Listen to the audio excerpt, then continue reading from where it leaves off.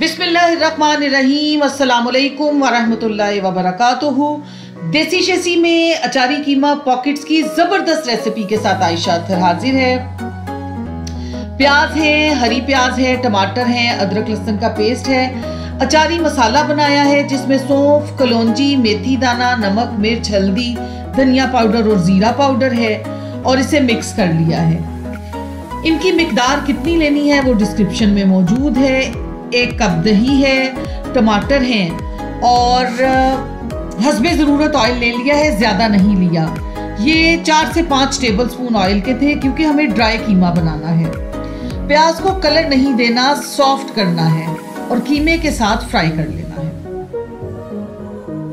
रमज़ान के दूसरे अशरे का आगाज हो चुका है।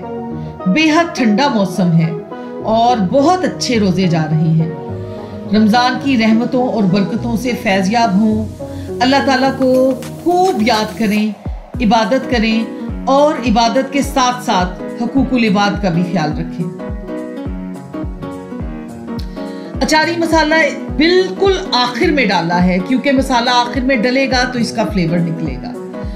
कीमा जब रूम टेम्परेचर पे हो गया था तो इसमें बाकी सारी चीज़ें ऐड कर दी थी जिनमें हरी प्याज, धनिया, हरी मिर्चें और पुदीना शामिल था और इसको मिक्स कर लिया था।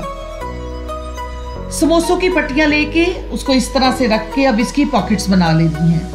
मैंने कोई लई तैयार नहीं की थी, मैंने सिंपल पानी लगा के इन पॉकेट्स को पैक कर लिया था और ये फ्राई हो रही हैं अचारी कीमा पॉकेट्स।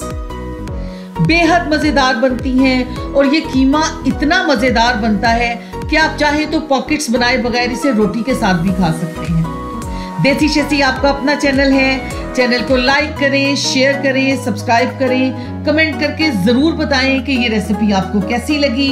बेल आइकॉन जरूर दबाइए ताकि हर आने वाली नई रेसिपी आपको फौरन मिल सके। देखिए किस कदर क्रंची बने हैं और टेस्ट में बेहतरीन हैं। ये देखिए क्या शानदार, ज्यादा वाले मजेदार। आयशा अत्तर को इजाजत दीजिए। अल्लाह निगहबान।